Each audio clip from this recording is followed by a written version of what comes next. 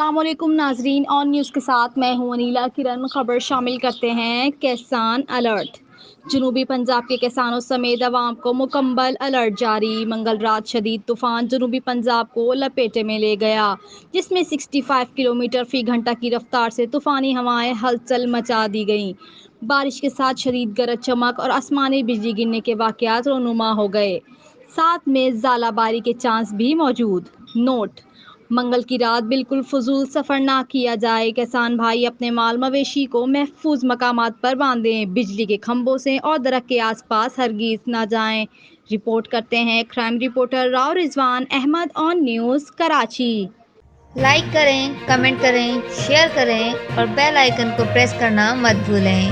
دیکھتے رہیے آن نیوز۔